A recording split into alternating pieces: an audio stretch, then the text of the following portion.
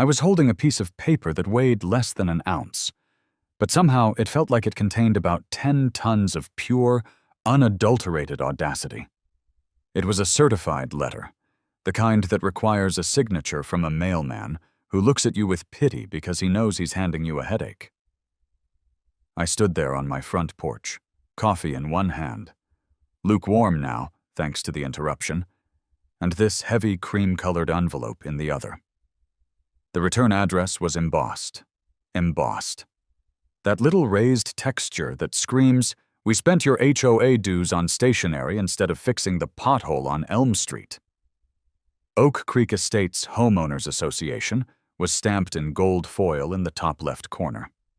Below it, in a font that I can only describe as passive-aggressive sans serif, was the name of the sender. Mrs. Patricia Higgins, President. I hadn't even opened it yet, and my blood pressure was already doing that thing where you can hear your own pulse in your ears. You know the sound? Whoosh, whoosh. It's the soundtrack of a man about to lose his absolute mind.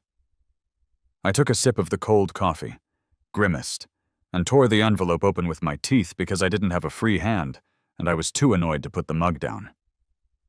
I pulled out the single sheet of paper. It was thick, heavy stock, expensive. I unfolded it and started to read, hoping it was just a generic newsletter about trash can placement or a reminder that Christmas lights have to be down by January 15th. It wasn't. "Dear Mr. Michael Henderson," it began. Formal. Cold. "It has come to the attention of the board that your property at 402 Maple Drive contains a drainage gradient that is essential to the hydrological integrity of the neighborhood's water management system." I stopped reading. Hydrological integrity? I'm a software engineer, not a hydrologist, but I know for a fact that my backyard is flatter than a pancake and hasn't seen standing water since the Great Flood of '98. Looked out at my lawn. It was pristine, green, dry. I went back to the letter. Due to recent concerns regarding potential subsurface erosion, the board, under the direction of the Architectural Control Committee, requires immediate and unfettered access to the rear of your property for inspection and ongoing monitoring. Effective immediately, you are instructed to remove the padlock from your rear gate and leave it unlatched between the hours of 8 o'clock a.m. and 6 o'clock p.m., Monday through Friday, to facilitate random compliance checks by authorized HOA representatives. Failure to comply will result in a daily fine of $150 and potential legal escalation. I lowered the letter. I looked at the street. It was a nice street. Trees, manicured lawns, birds chirping. It looked peaceful, but it was a lie. I was living in a war zone, and the first shot had just been fired by a woman whose hairstyle probably hadn't changed since the Reagan administration. Unfettered access, I whispered to myself, testing the words. They tasted like bile. Random compliance checks. I didn't buy this house for the granite countertops or the open-concept living room. I didn't buy it for the school district or the proximity to the highway.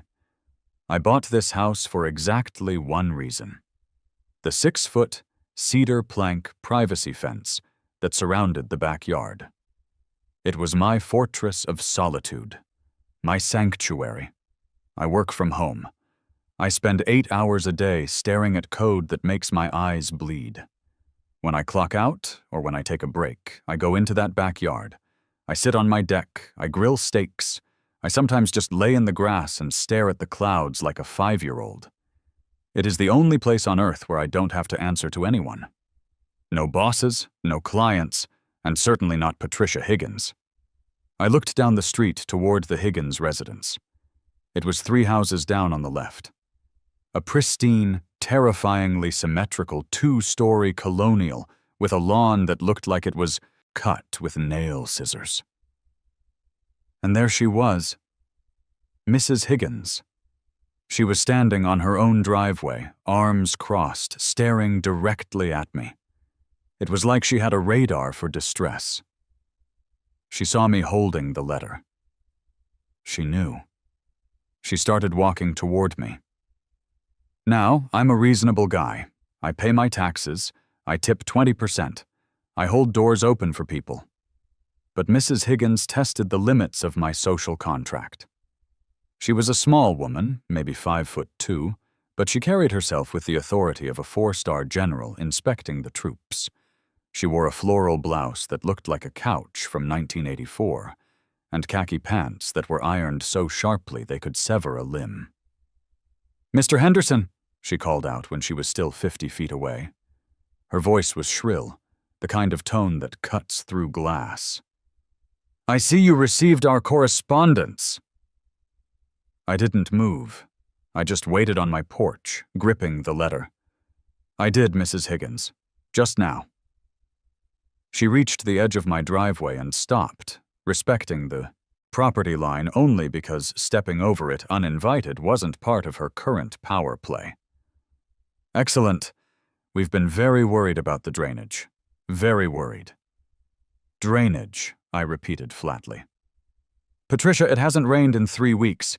My yard is bone dry. There is no drainage issue." She tutted. She actually tutted at me, shaking her head like I was a toddler trying to explain quantum physics. "Subsurface, Mr. Henderson, subsurface. Just because you can't see the water doesn't mean it isn't wreaking havoc on the foundation of our community. The integrity of the soil is paramount." "And for this invisible water," I said, stepping off the porch and walking down the driveway to meet her, "you need me to unlock my gate? Permanently?"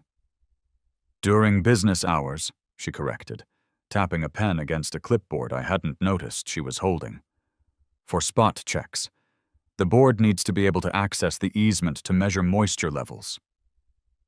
"There is no easement in my backyard," I said. "I checked the survey when I bought the place 2 years ago. My property line goes to the back fence. The utility easement is in the front, by the sidewalk." Her eyes narrowed. They were small, beady eyes, magnified slightly by her glasses. "The HOA bylaws, Section 4, Paragraph C, state that the board reserves the right to access any property for emergency maintenance or to prevent community blight. Erosion is blight, Mr. Henderson." "It's not an emergency if you're scheduling it between 8 and 6, Monday through Friday," I countered. "That's a job. You're asking to turn my backyard into a public park for the HOA board." She straightened up, puffing out her chest. "We are volunteers, Mr. Henderson. We do this for the good of the neighborhood. And frankly, your gate being locked is a safety hazard. What if there was a fire? How would the fire department access the rear of the home?" "They have axes, Patricia, big ones. They don't need the combination to my master. Lock." She didn't like that. Her lips pursed into a thin line, disappearing entirely. "The lock comes off by Monday morning, or the fines begin, and I will be checking. Personally." "You're telling me," I said, stepping a little closer, lowering my voice to that dangerous level of calm, "that you intend to enter my private property, without my permission, whenever you feel like it?" "It is not private property when it concerns the association," she snapped. "You signed the covenants when you bought the house. We have the authority. If you obstruct an inspection, we can place a lien on your home. Do not test me, Michael. I have been on this board for 20 years. I have seen residents come and go. The ones who cooperate stay. The ones who don't." She let the sentence hang in the air, a threat wrapped in polyester. "The ones who don't, what?" I asked. "Disappear into the subsurface water?" "They find that living here becomes difficult," she smiled. It wasn't a nice smile. It was the smile of a shark that had just spotted a seal with a limp. "Monday, 8:00 a.m. Gate unlocked. Have a blessed day." She turned on her heel and marched away, her sensible shoes clicking on the pavement. I watched her go, the rage simmering in my gut like a pot of chili left on the stove too long. I looked at the letter again. 150 a day. That was over $4,000 a month. It was extortion. But it wasn't about the money. It was about the principle.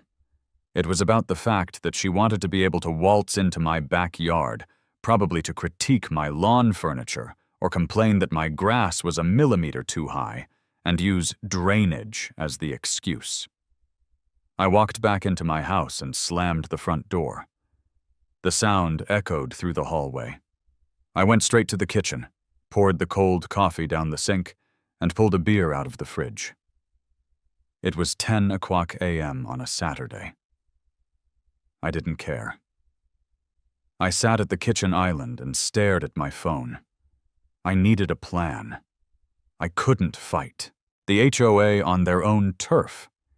They had the lawyers, the bylaws, and the sheer boredom-fueled determination of retired people with nothing better to do.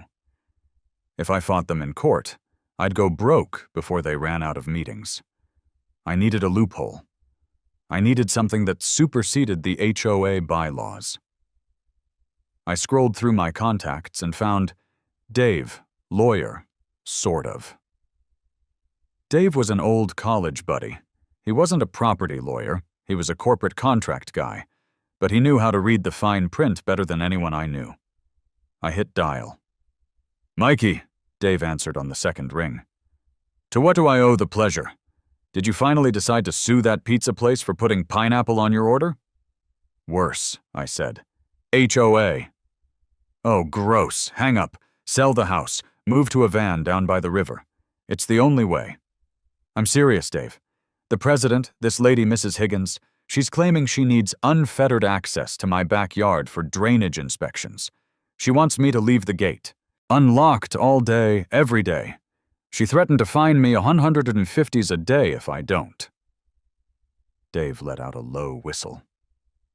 "Drainage, huh? That's the classic catch-all. It's hard to disprove without hiring your own geological surveyor. What do the bylaws say?" She quoted some section about emergency maintenance and preventing blight. "Yeah, standard boilerplate. Here's the thing, Mike. If you signed the CCNRs, covenants, conditions, and restrictions, you technically gave them permission to enter for specific reasons. If you lock them out, you are technically in breach of contract. So I'm screwed? I just have to let this lady wander around my yard while I'm trying to work?" "Not necessarily," Dave said. I could hear him typing on a keyboard in the background. "See, there's a difference between access and liability. If they demand access, they assume the liability for entering the property. But if there is a known hazard on the property, and you have adequately warned them, the liability gets tricky. It shifts. If the property is deemed hazardous for entry due to, say, construction or security measures, they can't just waltz in without assuming the risk of bodily harm." "Security measures?" I asked. "Like a dog?" "A dog is good," Dave said. "But dogs are tricky. If a dog bites someone, even an intruder, depending on the state, you can be put down. I mean the dog, not you. And you could be sued. But if it's not a pet? If it's livestock? Or a security animal that isn't classified as a domestic companion?" "Livestock?" I looked out the window at my manicured suburban lawn. "Dave, I live in a subdivision. I can't have cows." "Check your zoning," Dave said. "Not the HOA rules, the city zoning. Sometimes the city ordinances supersede the HOA restrictions, especially regarding sustainability or urban farming. A lot of places passed laws recently allowing chickens or other fowl to encourage self-sufficiency. If the city says you can have them, the HOA usually has a harder time banning them outright, especially if they aren't permanent structures." "Fowl," I repeated. Yeah, chickens, ducks, geese. Geese? Geese are the ultimate security system, Mike. The Romans used them to guard the capital. They are territorial, loud, and mean as hell. And here's the kicker. In many jurisdictions, if you post "beware of animal" signs and the person enters anyway, especially if they are not a police officer with a warrant, you are indemnified. You told them it was dangerous. They entered. Their problem. A slow smile spread across my face. It felt evil. It felt wonderful. Geese. Just check the zoning first, Dave warned. And Mike, don't get the nice ones. If you're going to do this, you need the ones that woke up and chose violence. I hung up the phone and immediately opened my laptop. I went to the city's municipal code website. I searched for residential poultry. There it was. Ordinance 44B, residents in Zone So, R2, low-density residential, are permitted to keep up to six fowl for the purpose of egg production or pest control, provided they are contained within a fenced area and have access to adequate shelter. I checked the HOA bylaws. I had a digital copy saved from when I bought the house. I Control F'd for poultry. Nothing. Livestock. Nothing. Animals. Section 9. Pets.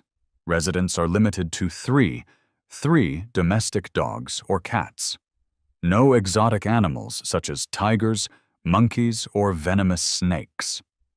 No mention of birds. No mention of fowl. They had forgotten to ban farm birds because who in their right mind would put farm birds in a $500,000 suburban home? Me. I was that person. I grabbed my keys. I didn't even finish my beer. I had work to do.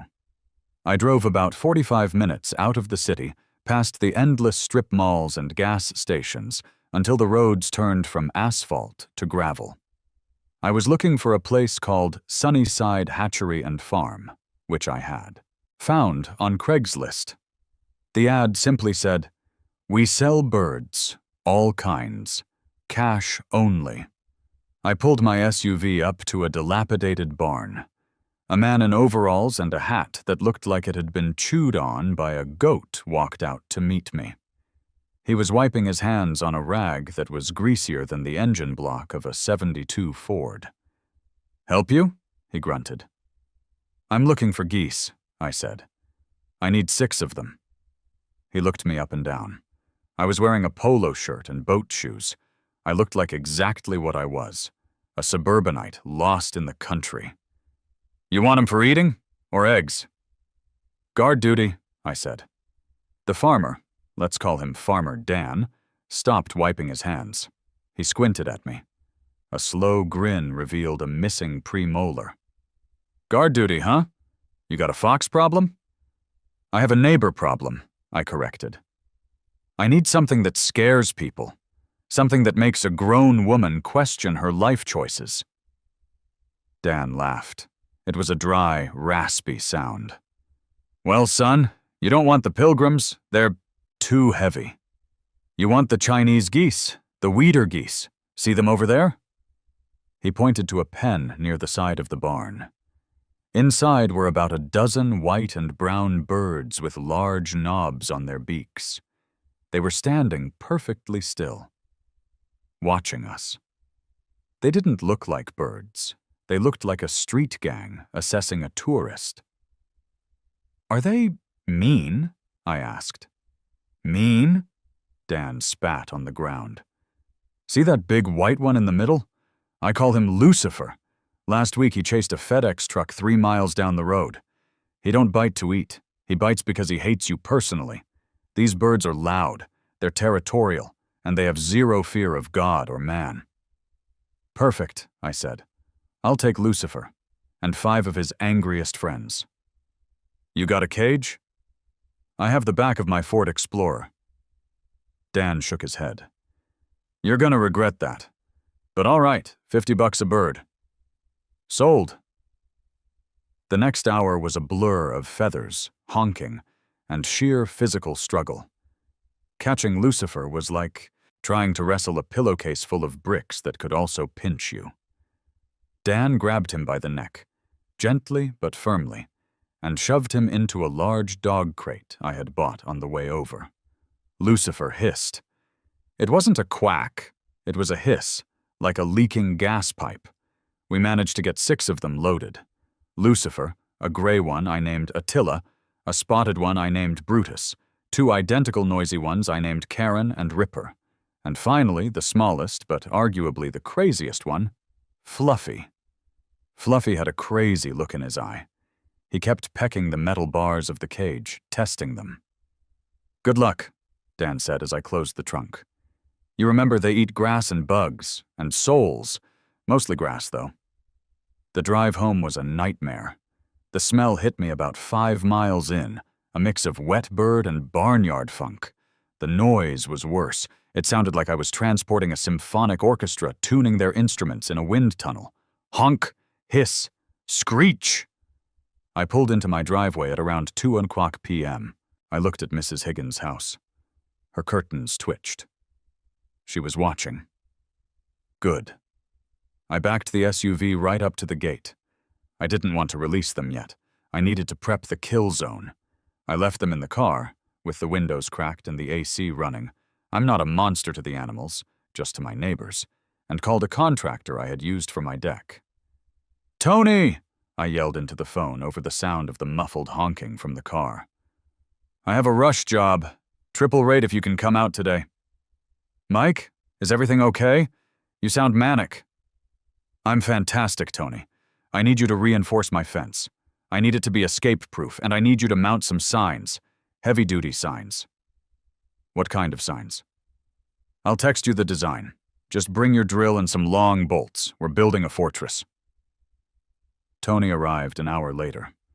He was a big guy, seen it all, done it all. But when he saw the crates in the back of my car, he took a step back. "Are those geese?" "Chinese. Geese," I corrected. "Security personnel." Tony looked at me, then at the birds, then back at me. "Mike, did you lose your job? Is this a meth thing? You can tell me." "It's a Higgins thing," I said. Tony's face darkened. He had done work on Higgins' house before. He knew.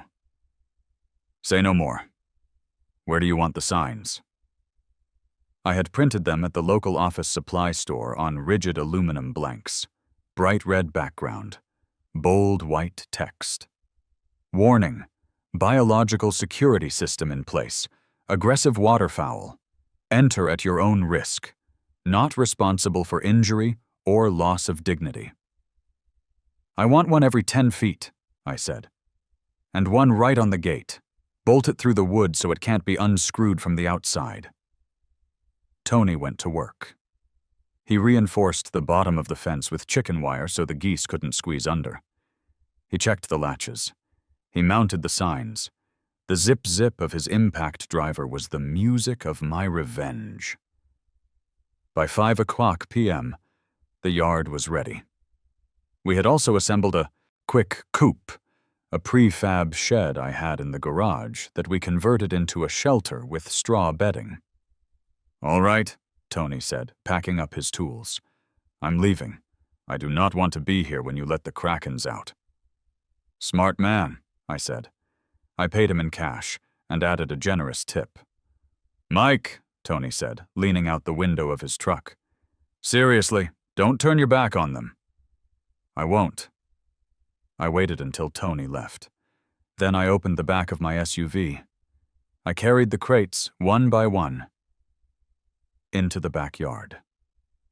I set them in a semicircle facing the house. I took a deep breath. I climbed onto the deck, safely behind the railing.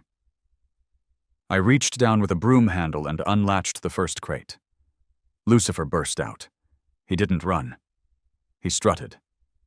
He spread his wings, which were surprisingly large, and let out a honk that shook the leaves off the oak tree.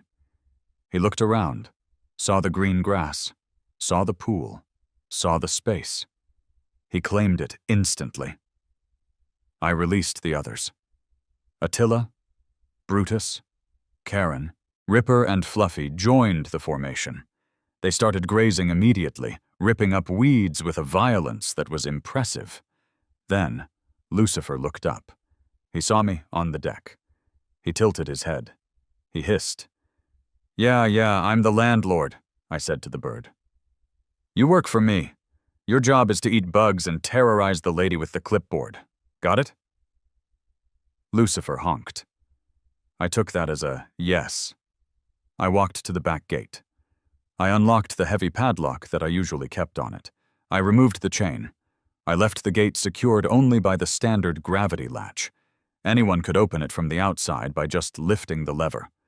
But right at eye level, bold and red, was the sign, "Danger, aggressive geese."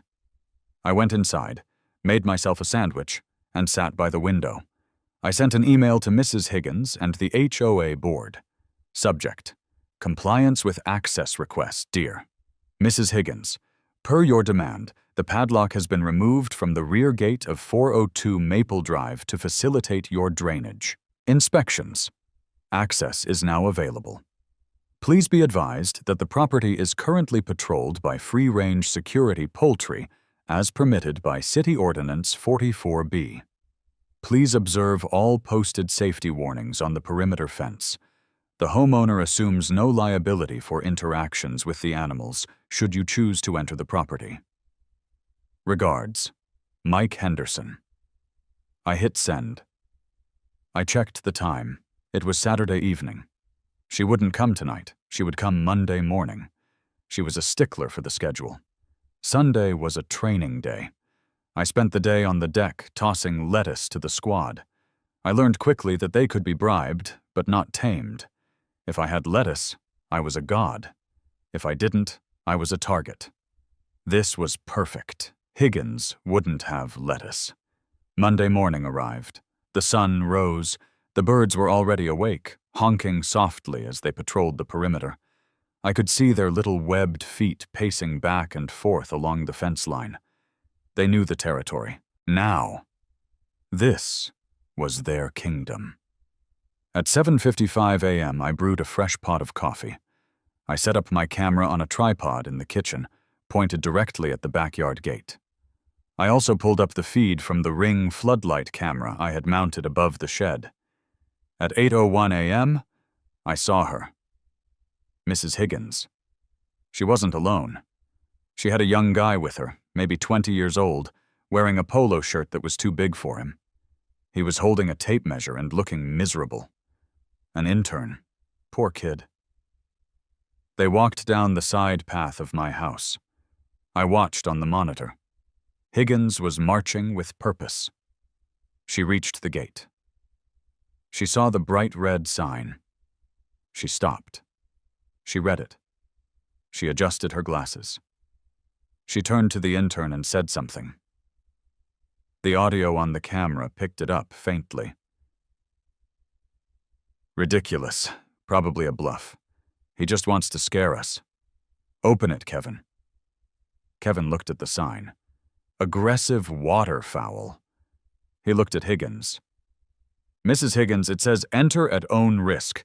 Maybe we should knock. Nonsense, she snapped. We have the authority. Open the gate. I need to measure the gradient near the back flower bed. Kevin, poor, sweet, doomed Kevin, reached out. He lifted the latch. I took a sip of coffee. The gate swung inward. For a split second, nothing happened. The yard looked empty. The geese were near the shed, out of the direct line of sight. Higgins stepped in. See? Nothing. Just theatrics. She took 3 steps onto the grass. Honk! It came from the left. A sound like a trumpet blown by a demon. Lucifer exploded from behind the rhododendron bush. He didn't fly. He ran, his neck extended parallel to the ground, wings spread wide to make himself look like a feathered B-52 bomber. Higgins froze. What in the... Then the others came.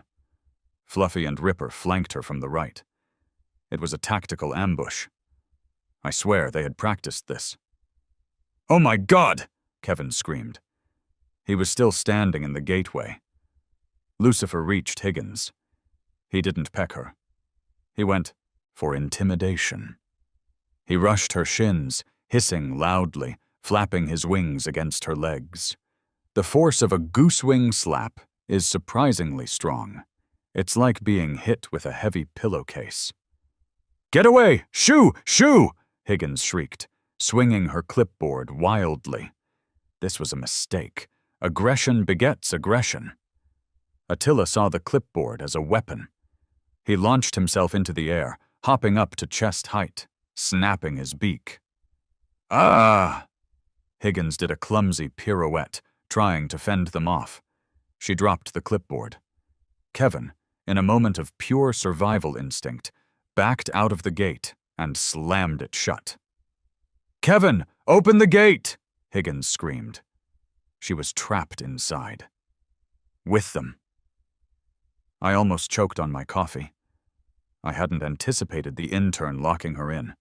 It was better than I could have dreamed. Higgins was now running, actually running, in a tight circle, pursued by 6 angry geese. She scrambled toward the only high ground available, my patio table on the lower deck. She hiked up her khaki pants and clambered onto the table, knocking over a citronella candle. The geese surrounded the table. They paced around it, honking rhythmically.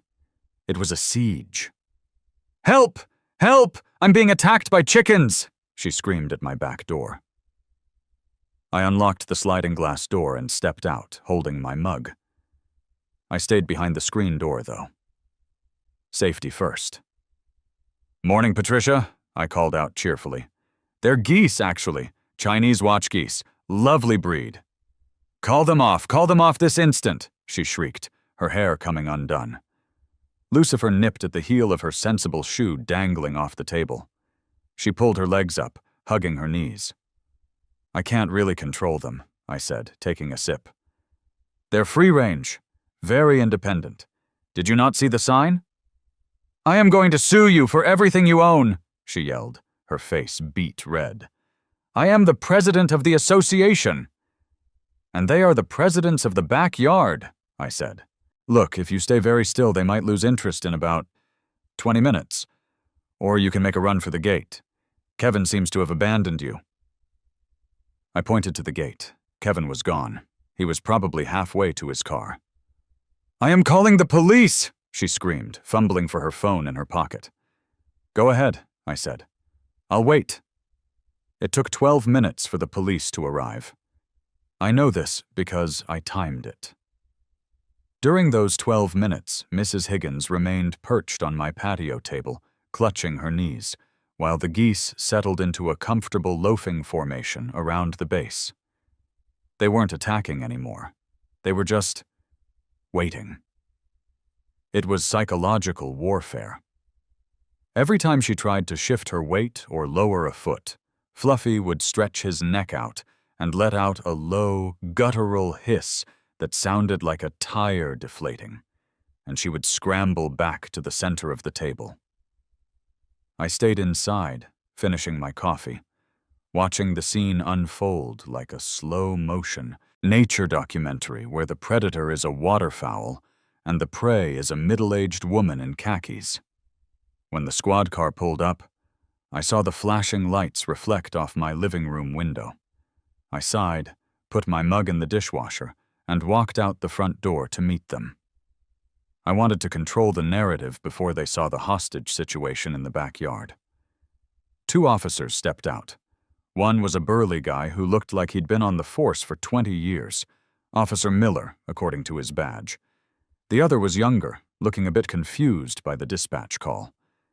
"Sir," Officer Miller said, hitching his belt.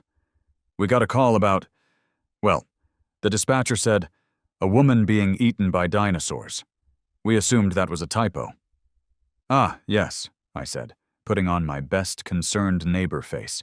"That would be Mrs. Higgins. She's in the backyard. She's indisposed." "Is she injured?" the younger officer asked, hand resting instinctively near his holster. "Only her pride. She..." said. And maybe her vocal cords. She's been screaming for a while. Come on back, but please, watch your step, and read the signs. I led them down the side path. I stopped at the gate. I pointed to the red sign. Danger. Aggressive geese. Enter at own risk. Miller read it out loud. Aggressive geese? He looked at me, one eyebrow raised. Security system, I explained. City Ordinance 44B. They're fully legal. We walked to the gate. I could hear Higgins yelling, "Officer, help! Shoot them! Shoot them all!" Miller peered through the slats of the fence. He saw Higgins on the table. He saw the 6 geese sitting calmly in the grass. He looked back at me. He had to bite the inside of his cheek to stop from laughing. I saw it. "Ma'am," Miller called out. "They are monsters!" Higgins shrieked. "I am trapped! That man set a trap for me! Arrest him!" "Sir," Miller said to me, "can you call off your birds?" "I can try," I said. "But they don't speak English. They speak violence." I opened the gate. The geese stood up instantly, necks craning. "Hey, Lucifer, back off!" I yelled, clapping my hands. Lucifer looked at me, then at the cops. He seemed to calculate the odds. He let out a honk that sounded suspiciously like whatever and waddled toward the shed. The others followed, albeit reluctantly. Fluffy gave Higgins one last side eye before retreating. Miller walked into the yard, keeping a wary eye on the shed. He helped Mrs. Higgins down from the table. She was trembling. Her pants were covered in dirt from her shoes. Her hair was a bird's nest of its own. "Thank God," she panted, clutching Miller's arm. "You need to arrest him. Assault with a deadly weapon. Reckless endangerment. Kidnapping." "Kidnapping?" Miller asked. "Ma'am, did he force you into the yard?" "Well, no," she stammered. "I entered to perform an inspection, as is my right as HOA president." "Did you unlock the gate?" Miller asked, pulling out a notepad. It was unlocked. He left it unlocked to lure me in. "And did you see the sign?" Miller pointed to the bright red metal square on the gate post. She hesitated. I thought it was a joke, a decoration." "Ma'am," Miller sighed, closing his notepad, "you entered a fenced property marked with a warning sign. The homeowner was not present to escort you. Technically, you were trespassing." "Trespassing?" Her voice went up 3 octaves. "I am the president of the association. I have an easement right." "Show me the easement papers," Miller said. I don't have them on me. They are in the bylaws." "Then this is a civil matter," Miller concluded. "We can't arrest a man because you walked into his yard and got spooked by his pets." "They aren't pets!" she screamed, pointing a shaking finger at the shed where Lucifer was now watching us from the doorway, like a bouncer at a club. "They are wild beasts."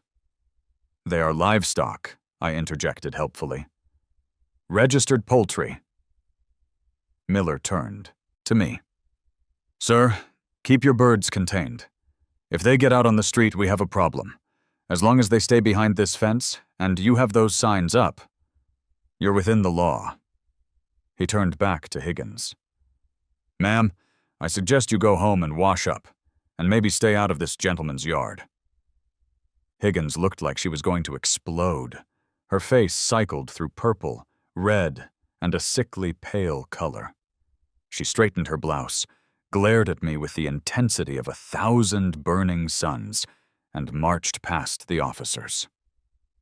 "This isn't over, Michael," she hissed as she passed me. "You will hear from our lawyers. You will hear from the city. I will have those birds roasted by Friday."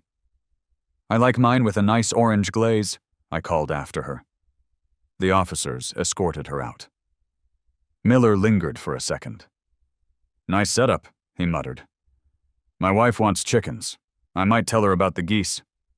"They're great listeners," I said. When they left, I locked the gate. I walked over to the shed. Lucifer came out and nudged my leg with his beak. It wasn't aggressive. It was a fist bump. I gave him a handful of dried mealworms. Good job, boys, I whispered. Phase 1 complete. The peace lasted exactly 48 hours. On Wednesday, the fine arrived. It wasn't a certified letter this time. It was taped to my front door. Violation notice. Offense: keeping of unauthorized livestock nuisance animals. Offense: installation of non-approved signage. Fine: $500. Remedy: immediate removal of animals and signage. I didn't even blink. I scanned the document and emailed it to Dave, my lawyer friend. Dave replied 3 minutes later. Ignore it. The bylaws don't define nuisance animals specifically enough to override the city ordinance, and the signs are required by liability law, which trumps HOA aesthetics. If they try to foreclose, we sue for harassment. But keep the camera rolling. They're going to escalate. Dave was a prophet. Higgins realized she couldn't come in herself. She was too scared. And she couldn't send the police. So, she went for the mercenaries. On Friday morning, a white van pulled up. Green Thumb Landscaping and Maintenance was stenciled on the side. I didn't have a contract with Green Thumb. The HOA did. I was in my office, which overlooks the front yard, when I saw 3 guys get out. They were big guys. They looked like they wrestled tree stumps for fun. They were carrying weed whackers, leaf blowers, and a very large ladder. Higgins was nowhere to be seen. She was commanding from the rear, like a coward general. I watched as they walked around to the side gate. I switched my monitor to the backyard camera feed. The lead guy, a man with a beard that took up half his face, reached for the latch. He saw the sign. He paused. He turned to his buddy and laughed. He actually laughed. He mimicked a quacking motion with his hand. Oh, you poor fool. He opened the gate. Hello? Landscaping? He shouted. No answer. The yard was silent. The geese were in the bunker, the shed. They had learned. They didn't patrol constantly. They waited for the breach. The 3 men walked in. They started their equipment. The roar of the leaf blowers was deafening. This was an invasion of noise. The vibration must have triggered something primal in Lucifer. I saw movement in the dark doorway of the shed. The lead landscaper turned his back to the shed to blow some leaves near the fence. He didn't see the white missile launch itself from the darkness. Lucifer didn't hiss this time. He just attacked. He hit the guy in the back of the knees with his full body weight, flapping his wings violently. The guy yelped, spun around, and tripped over his own leaf blower. He went down hard. Then the rest of the squad deployed. It was chaos. Absolute, beautiful chaos. The landscapers were armed with power tools, but they were afraid to use them on animals. You can't just weed whack a goose. It's frowned upon. So they were trying to fend them off with their boots and the plastic nozzles of the blowers. But the geese were fast. They were low to the ground. They were nipping at ankles, grabbing pant legs, and flapping their wings in faces. A goose wing to the face stings. It's like getting slapped with a dense rubber mat. One guy dropped his weed whacker and climbed the fence. He literally scaled a 6-foot cedar fence in under 3 seconds. That's Olympic-level athleticism, inspired by pure terror. The third guy, the one with the ladder, tried to use it as a shield. He held it up, backing away. "Back! Get back!" he yelled. Attila and Brutus weren't intimidated by aluminum. They rushed him, honking in stereo. The guy panicked, swung the ladder, hit the bird feeder, sending seeds everywhere, and then abandoned the ladder entirely to sprint for the gate. The lead guy, still on the ground, managed to scramble to his feet. He looked like he'd been in a bar fight with a tornado. He bolted. They all cleared the gate in record time. The last guy didn't even bother to latch it. I walked out to the driveway just as they were throwing their gear into the van. "Everything okay, fellas?" I asked, leaning against my car. The bearded guy looked at me. His eyes were wide. You got demons in there, man. Not birds. Demons." "They're just particular about their grass," I said. "Did Mrs. Higgins send you?" "Yeah," he spat. "She said it was a routine trim. She didn't say anything about guard raptors. I quit. I'm not doing this house. I don't care what she pays." He slammed the van door. They peeled out, tires screeching. I went back inside and saved the video footage. I titled the file, Battle of Green Thumb at MP4. The following week, the atmosphere in the neighborhood changed. People started walking on the other side of the street when they passed my house. I saw neighbors pointing at the "Enter at Own Risk" signs. I had become the local urban legend, the crazy guy with the attack geese. But I still needed actual work done. My pool pump had been making a weird noise, and I couldn't put it off. I called a local pool guy, a guy named Steve who ran his own one-man operation. When Steve arrived, he saw the signs. He didn't laugh. He called me from the driveway. "Hey, Mike," Steve said on the phone. "I'm outside. The sign says aggressive geese. Am I gonna die if I come in?" "Stay there," I said. "I'll come get you." I walked out with a large Ziploc bag full of frozen peas. "Here's the deal, Steve," I said, handing him the bag. "They are mercenaries. They can be bought. When you go in, throw a handful of these to the left. While they eat, you walk to the pool equipment on the right. If one approaches you, do not run. Just offer more peas. It's a toll." Steve looked at the bag, then at me. "Okay, cool. I like peas." We walked in. Steve was calm. He didn't have the stench of fear or entitlement on him. He tossed the piece of the squad, swarmed the green treats, completely ignoring him. "Nice birds," Steve said, kneeling down by the pump. "Chinese geese, right? My grandma had these, loud as hell." "They get the job done," I said. Steve fixed the pump in 20 minutes. He even hand-fed Fluffy a few peas before he left. "You know," Steve said as he packed up, "that lady down the street, the one with the hair helmet?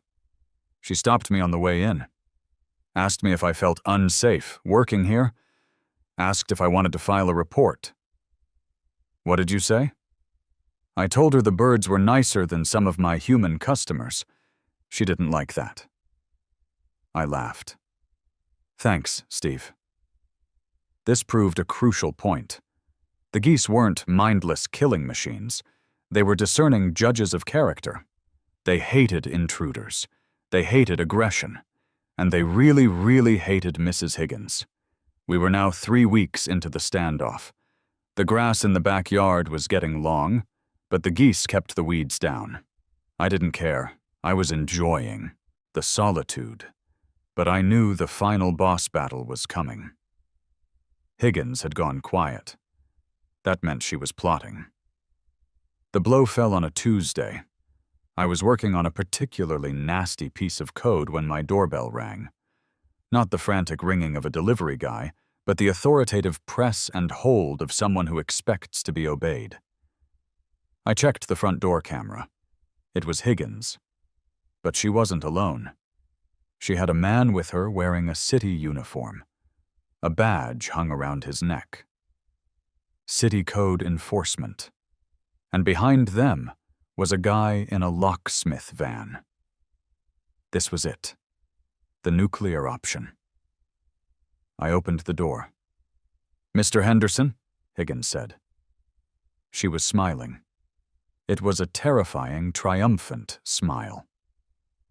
"This is Officer Davis from City Code Enforcement, and this is Mr. Lowry, a licensed locksmith. Can I help you?" I asked, leaning against the doorframe. "We are here to execute an emergency access order," Officer Davis said. He looked tired. He looked like a man who had been nagged into submission. "We have a report of a code violation regarding unpermitted structures and sanitation hazards in the rear of the property. The shed and the waste." "The shed is under 120 square feet," I said. "No permit needed. And the waste is fertilizer." "We need to verify that," Davis said. "And since you have refused entry to the HOA, the city is stepping in. We have the authority to remove locks to access the property for inspection." "And the animals?" I asked. "Animal control is on their way," Higgins said, her eyes gleaming, "to impound the dangerous beasts." "They're 20 minutes out," Davis corrected, "but we need to start the inspection now. I have a tight schedule." "I wouldn't go in there without animal control, Dave," I said, using his first name from his badge to throw him off. "It's Officer Davis, and I've handled dogs before. Open the gate, or the locksmith will do it, and we will bill you for the service." I looked at the locksmith. He was a young guy, looking at his phone, completely uninterested in the politics of this suburban war. "Fine," I said. "I'll unlock it. But I am formally stating that I am under duress, and I am warning you again. The geese are loose, they are territorial, and they do not respect city badges." "Just open it," Higgins snapped. I walked them around the side. I keyed the padlock I had put back on, just to annoy her. I removed the chain. "After you," I said, stepping back. "Officer Davis, please proceed," Higgins commanded. She stood behind him, using him as a human shield. Davis opened the gate. He stepped in. The yard was quiet. Too quiet. "See?" Higgins said, pushing past him to get a better look. "They're probably hiding. Cowardly things." They walked toward the shed. The locksmith stayed by the gate. Smart man. I pulled out my phone and started recording. As they reached the middle of the lawn, roughly 20 feet from safety, the trap sprung. But it wasn't just a charge this time. It was a pincer movement. Lucifer and Attila came from behind the shed, but Fluffy, Karen, Ripper, and Brutus came from under the deck, cutting off the retreat to the gate. They had been flanked. "Oh, crap," Davis said. Lucifer let out a honk that sounded like a war horn. The charge began. Davis, to his credit, tried to stand his ground. He put his hands out. Hey, go back!" Lucifer didn't care about hand signals. He flew at Davis, hitting him in the chest. Davis stumbled back, tripping over a molehill. He went down. Higgins screamed. "Do something!" She turned to run back to the gate, but Fluffy was there. Fluffy, the smallest and meanest, lowered his head and hissed, spreading his wings. He looked like a cobra with feathers. Higgins froze. She looked left. She looked right. She saw the open sliding glass door to my house, which I had locked the screen on. She saw the gate, blocked by geese. She saw the shed. She panicked. "Get them away! Get them away!" she shrieked, dancing a jig as Attila nipped at her ankles. Davis scrambled up, his uniform grass-stained. "Ma'am, move toward the gate." "I can't!" The locksmith, watching this from the safety of the driveway, looked at me. "Do you want me to do something?" "Are you charging me by the hour?" I asked. "Yeah." "Then just watch." Higgins made a break for it. She tried to skirt around the pool. This was a tactical error. Wet concrete is slippery, and panic makes you clumsy. Ripper chased her. She looked back, screamed, "Get away!" slipped on a patch of water near the deep end, and Splash! It was a glorious sound, a heavy, rhythmic kaploosh that resonated through the neighborhood. Mrs. Patricia Higgins, HOA president, arbiter of drainage, was now fully submerged in the chlorinated waters of 402 Maple Drive. The geese stopped at the water's edge. They honked in triumph. They knew water was their element, but they didn't need to go in. The victory was already won. Davis stood there, brushing dirt off his pants, looking at Higgins bobbing in the pool. Her hair helmet was deflated. Her glasses were crooked. She was sputtering. I am going to... She gargled water. Officer Davis, I called out from the driveway. Would you like to inspect the shed now, or would you like to help the lady out of the pool? Davis looked at the geese, who were now doing a victory lap around the pool deck. He looked at Higgins. He looked at me. Inspection canceled due to unsafe environment, Davis muttered. He turned around and walked out the gate, giving the geese a wide berth. I walked to the edge of the pool. The geese parted for me like the Red Sea. I extended a pool skimmer pole to Mrs. Higgins. Need a hand, Patricia? She stared at me. If looks could kill, I would have been vaporized on the spot. She grabbed the pole. I pulled her to the stairs. She climbed out, dripping, shivering, defeated. She walked to the gate, squelching with every step. She didn't say a word. She just walked past the locksmith, past the city officer, and down the street to her house. I looked at the geese. Lucifer let out a soft honk. Good boy, I said. The aftermath was swift and brutal, but not for me. My video of the splash didn't go public. I'm not that cruel. But the story spread. The locksmith told the mailman told the neighbors, the city officer told everyone at City Hall. Animal control never showed up. Apparently, Officer Davis canceled the call, listing the reason as homeowner-compliant complainant fell in pool. 2 days later, there was an emergency HOA meeting. I attended. I brought a plate of cookies. The board voted 4-1 to remove Mrs. Higgins as president, citing conduct unbecoming and creating unnecessary liability for the association. The only vote against removal was Higgins herself. The new president was a guy named Bob from down the street. Bob liked beer and hated meetings. Mike, Bob said to me after the meeting. Keep the geese, just maybe put a lock on the gate? Done, I said. I kept the geese for another year. They became neighborhood mascots. Kids would come by the fence, safely, to throw them peas. The enter at own risk signs stayed up, but they became less of a warning and more of a tourist attraction. Eventually, I moved. I sold the house to a young couple who wanted to start a family. They asked about the coop. What was this for? The wife asked. Security, I said. The best security system money could buy. I took the geese with me. I bought a place further out, with 5 acres and a pond. No HOA, no neighbors for a mile. Sometimes, when I'm sitting on my new porch, watching Lucifer chase a deer off the property, I think about Mrs. Higgins. I wonder if she ever checks the drainage anymore. I wonder if she flinches when she hears a honk. They say revenge is a dish best served cold. I disagree. Revenge is a dish best served with 6 angry birds and a bag of frozen peas.